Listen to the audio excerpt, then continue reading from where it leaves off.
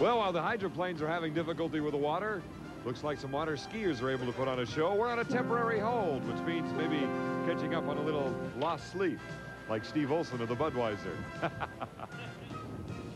Or like some of the Miller crew, doing a little sightseeing of their own as the hovercraft puts on a show in one of the nearby harbors.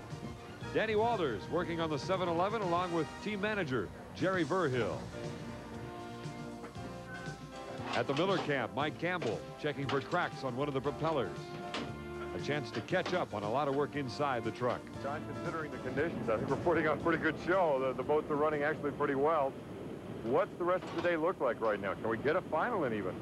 Well, as you know, Don, we're looking at each heat as we go, and we're meeting after every heat to determine the water conditions here. The airport weatherman still indicates that the gusting will continue throughout the balance of the day. We've been fortunate to be able to get off our heats each time. We're looking forward to doing that. The fans are really enjoying it. We've been in contact with each side of the river. Good. So it's been great. So we're hopeful that we're going to be able to put in the whole program. We'll just keep waiting for the eye of the hurricane to come over. Yeah, I hope so, too. I understand the tide is changing, and maybe we have a slack tide here that would allow us to get out and do that. But right now, as you can see, it's very rough water out here, and by the speeds, you can tell that the guys are not really interested in turning world record speeds out here. So, but they're doing a very good job, and we're very proud of them. Well, we're going to try and race. You know, we got a lot of people here. We're going to do our best. I can't tell until I really get out there. I think everybody at home knows it's safer maybe to go harder and try fly over it. I'm sorry? Easier to fly over it? Well, yeah, but there's a big deficit if you can't do it, you try. So we're just going to have to tippy-toe around and see what happens. Steve, I think this is one of those races where it's an extra 4 tugs on the belt, huh? Yeah, I think I need an extra set of seat belts, Dan. Got a couple more we can put in here, maybe a straight jacket or something we could Velcro to the back. You got extra cushion on the side at all? No, just the standard cushion. I just put on an extra vest inside, a little extra padding. So Chip Hanauer and the Miller American is heading out onto the treacherous Delaware River for Heat 2B.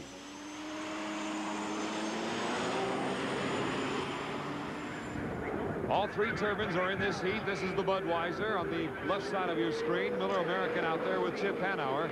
But I only see 2 turbines. I don't know where the 7-Eleven is. Reynolds may have gone back to the pits. We'll have to wait and see. Sure enough, here comes Reynolds right back into the pits. Either something's wrong with the boat or he just doesn't want to run in this nasty, nasty stuff from the Delaware River. Only 2 boats running then. It's the Miller and the Budweiser. There is the 1-minute gun. Let's try to get a word from Reynolds.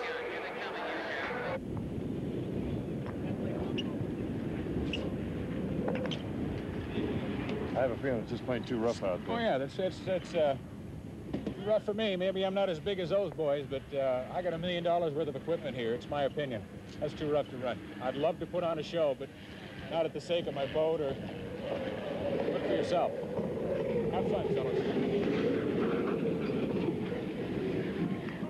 So the 2 remaining boats, the Budweiser on the outside and the Miller American on the inside, will compete here in Heat 2B.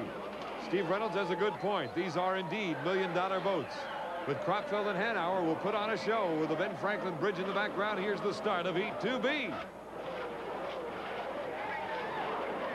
Budweiser on the outside as they come into the south turn here on the Delaware River, a 2-mile course.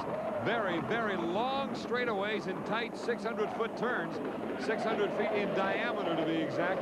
And here they come around the turn. The Budweiser holding on to lane number 2, leaving room for Chip Hanauer as he hugs the buoys and heads around into the choppy part of this course. Look at the Budweiser bouncing around on that right sponson.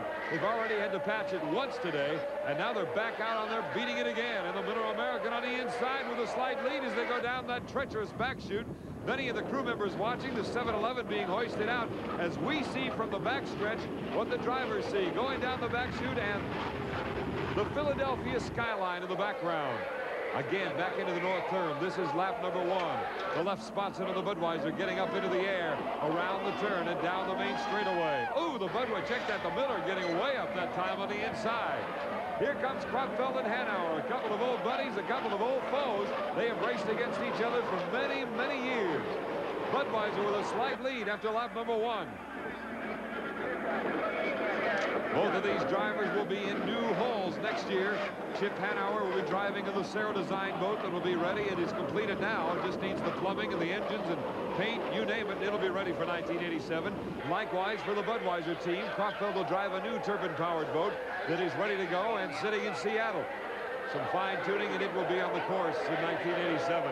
But it's Kropfeld with a slight lead in the Budweiser in lane number 2, and Chip Hanauer out of Seattle, Washington in the Miller American. There it is. That boat will be retired after this season by the Miller team as they go down the back straightaway. On a normal day of racing here on the Delaware, a lot of big, about 2 to 3 foot rollers that they have to deal with along here.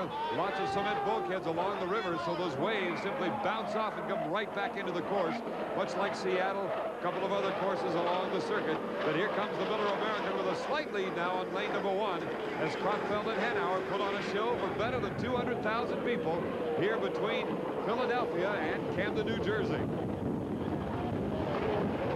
Hear some of the wind blowing and the rumbling of the wind and the water hitting the sponsons of these two very light boats. A sound you normally don't hear when you've got a piston engine in your boat, but of course with these jet engines, totally different. You hear the rumble, a different kind of thunder, and you're hearing plenty of it today as these boats go down the back chute, really taking a beating. Unbelievable that these drivers are able to even compete, let alone get out there and go for any high speeds. Just a week ago in Syracuse, these boats were running in the 140-mile-per-hour lap range. Here, closer to about 105 to 110 mile-per-hour average, which means only about 130 in the straightaways instead of 180 to 190. Here comes the finish. The Miller American in lane number 1.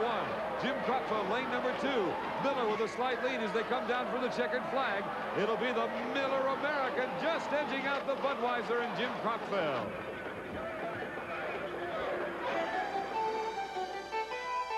So for Heat 2B and the results, the Miller American getting first place, again, no points.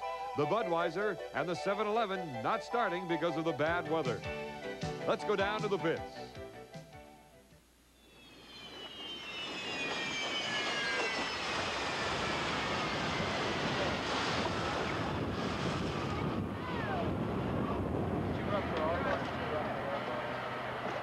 Chip, you on that one turn, you went right up on your side. Did you know it? Yeah, it's just really rough out there. It really didn't matter who won that one, just as long as everybody came in one piece. Close to the finish, you knew Jim was on your hip. Yeah, it was, you know, we were looking at each other the whole time, and it's not boat performance, it's just, you know, you can only go so fast. I don't care if you had a ski boat or an unlimited hydroplane, you can only go so fast when it's that rough. John Walters, you worried from the shore? Oh, you bet. It's way too rough to be racing out there. Guys are going out there and beating up the equipment and taking a real risk on beating up themselves. And, boy, at this point, I'm for parking them. At this point, you've got to be thinking about the smooth water of Mission Bay and San Diego in about a month. Yeah, I mean, we're finally in a position now to where, we're in the lead for the national points race and all that sort of thing. At this point, it isn't worth breaking up the boat and risking that opportunity to be national champion. And John Walters knows because he's the next driver besides the crew chief here of the Miller American. Don?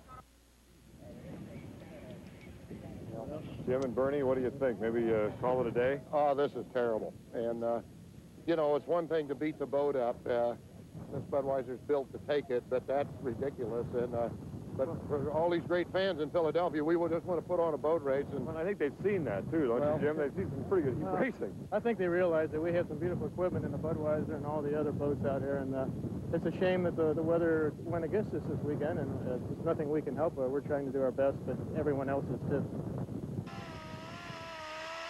And they are, in fact, patching up the Budweiser a little bit on that right sponson with some Bondo, and then they scrape it off for a better finish. But it looks like the Budweiser is still in good shape. We'll return in just a minute.